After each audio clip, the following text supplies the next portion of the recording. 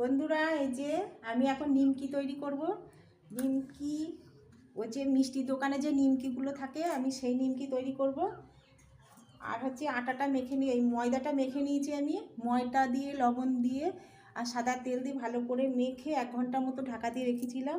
সেগুলো ছোট ছোট ভাটা করে এই যে নিমকি এইগুলো করা হচ্ছে, এইভাবে করা হচ্ছে। আর এইগুলো করব, কিভাবে করব আমি দেখাচ্ছি। এই যে এইভাবে একটু একটু করে রোল করব। এই যে রোল,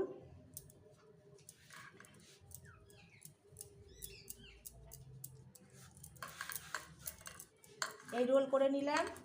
রোল করে নিয়ে এই চাকু দিয়ে কাটছি। চাকু দিয়ে কেটে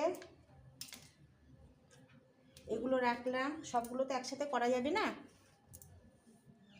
এই রেখে দিলাম। রেখে দিয়ে এই যে এই রোল মতো যেটা হচ্ছে, এটা এইভাবে চাপ দেব।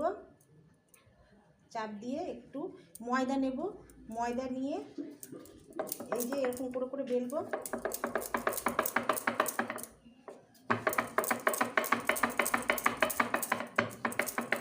এইভাবে বেললাম। বেলার পরে এই যে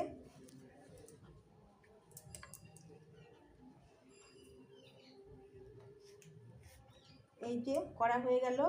করে এই যে কাঁটা চামচ দিয়ে, এই কাঁটা চামচ দিয়ে একটা একটা একটা একটা করে এইভাবে ছিদ্র করলাম।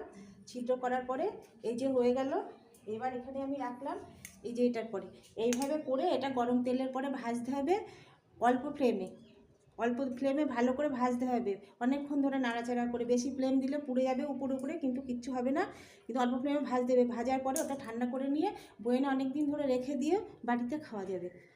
এটাই হচ্ছে আমার আজকে মিষ্টির দোকানের মতো বাড়িতে তৈরি নিমকি। কতটুকু টাইম